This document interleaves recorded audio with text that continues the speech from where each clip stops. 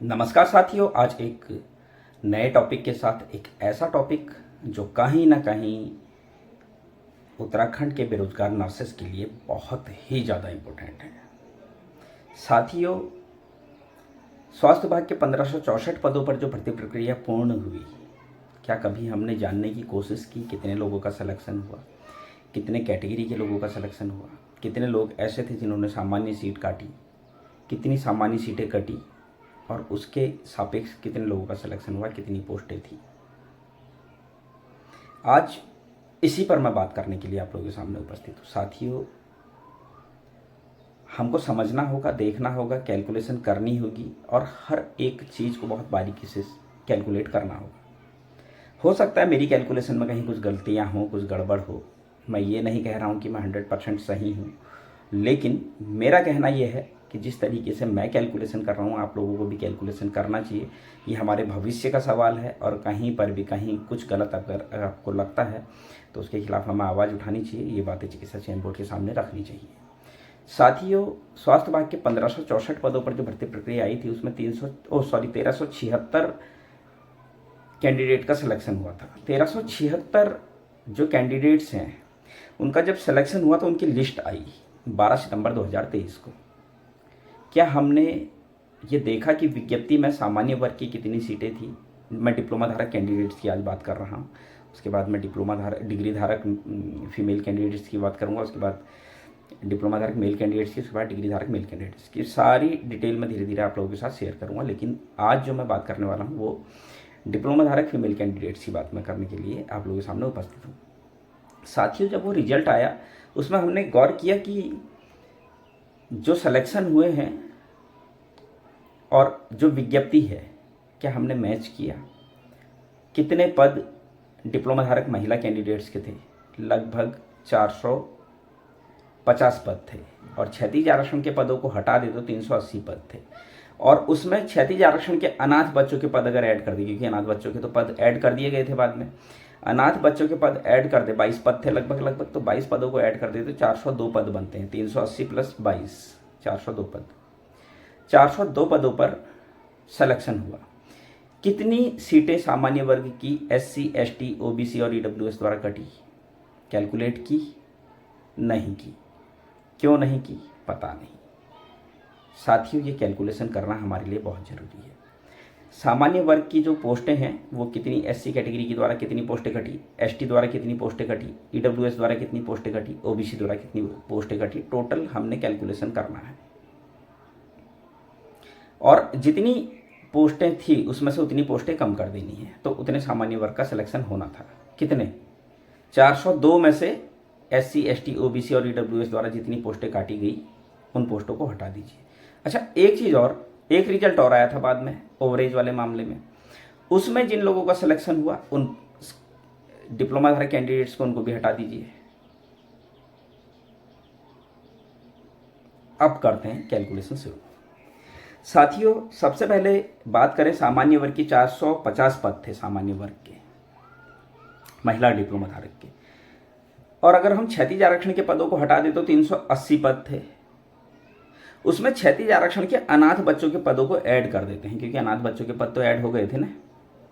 तो 22 पद अनाथ बच्चों के थे, तो 380 प्लस 22 हो गए 402। जो रिजल्ट आया, रिजल्ट में 316 प्लस 21 कैंडिडेट जो है वो ओवरेज वाले थे जिनका रिजल्ट बाद में आया। तो 316 प्लस 21 टोटल 337 कैंडिडेट का सिलेक्शन हुआ। 402 में से 337 कैंडिडेट का सिलेक्शन हुआ। ठीक है, इस चीज़ को आप कैलकुलेट कर लीजिएगा, आप खुद भी इस चीज़ को गिनिएगा, वो रिजल्ट देखिए उसमें गिनिए। अब 337 बच्चों का सिलेक्शन हुआ तो 337 बाकी कितने बचे? 60, 65 सीटें और बची। 65 सीटें बची। क्या 65 सीटें SC, ST, OBC और EWS द्वारा काटी गई है? अब ये देखना बहुत ही दिलचस्प है। क्या SC, ST, OBC और EWS द्वारा 65 सीटें कटी है जनरल की? तो चलिए अब SC कैटेगरी की बात करें।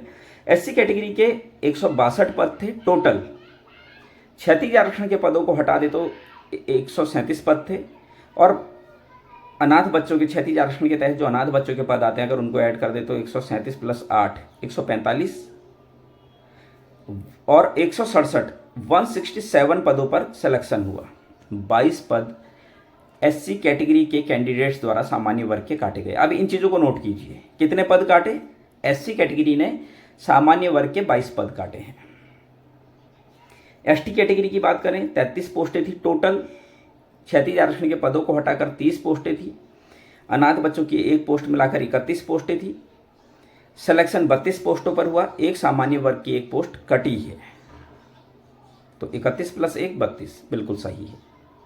अब बात करें ओबीसी की, 118 पोस्टें थी, 118 पोस्टों में बात करें 100 क्षैतिज आरक्षण को हटाकर 102 पोस्टें थी, 5 पद क्षैतिज आरक्षण के तहत अनाथ बच्चों के जो आते थे उनको अगर ऐड कर दे तो 107 पोस्टें, टोटल सिलेक्शन हुआ 134 पर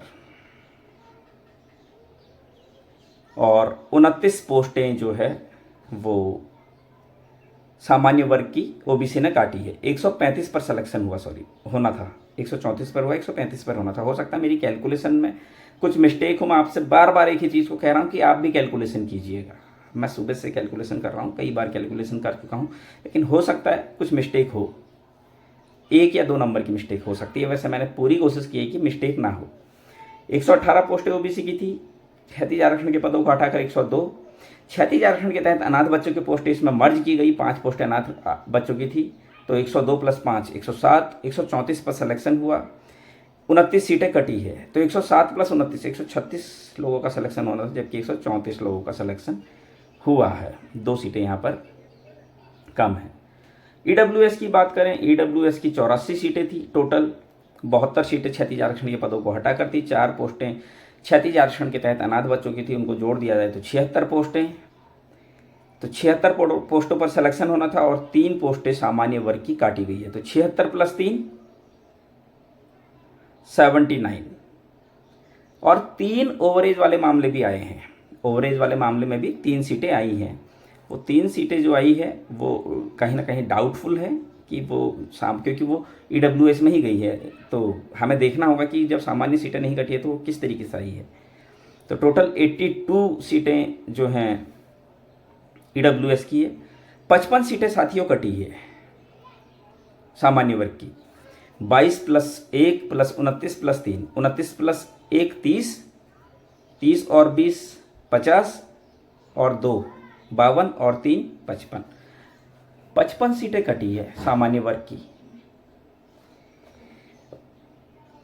55 सीटें अगर कट रखी है तब भी 10 सीटों पर सिलेक्शन और होना चाहिए था, तो फिर ये 10 सीटों का मामला कहाँ गड़बड़ाया?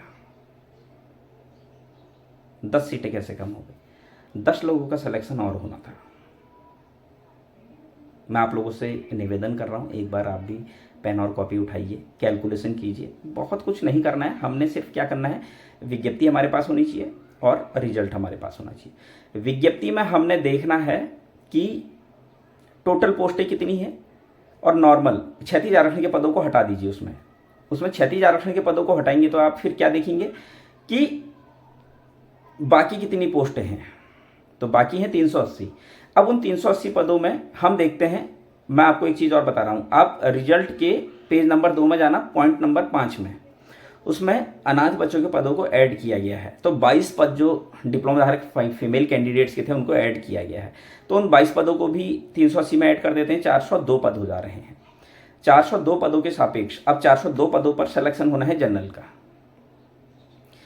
अब जहां तक सामान्य वर्ग के कैंडिडेट का सिलेक्शन हो रखा है, लास्ट जो सामान्य वर्ग का कैंडिडेट है वहां पर आप जाओ, वहां से ऊपर को देखो कितने एससी एसटी ओबीसी ईडब्ल्यूएस का सिलेक्शन हो रखा है, तो वो है 55 लोग हैं वो, उसमें से 55 घटा दो जितने लोगों का सिलेक्शन हो रखा है, तो 337 आ रहा है।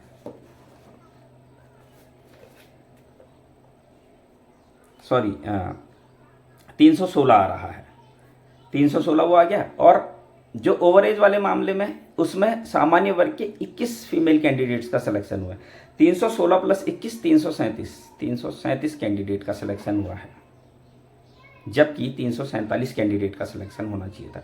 10 कैंडिडेट कम है। आप खुद कैलकुलेशन कीजिए, खुद देखिए कहाँ गलती है। अगर आपको लगता है गलती है तो इसको हमें चिकित्सा चयन बोर्ड के सामने रखना चाहिए। मैं सभी लोगों से एक ही निवेदन करूंगा, सभी लोग इसमें कैलकुलेशन कीजिए। ये बहुत बड़ा मुद्दा है साथियों। एक एक पोस्ट बहुत कीमती है, एक एक पद की वैल्यू है। एक पोस्ट का मतलब एक पोस्ट नहीं होता, एक पोस्ट का मतलब एक परिवार होता है।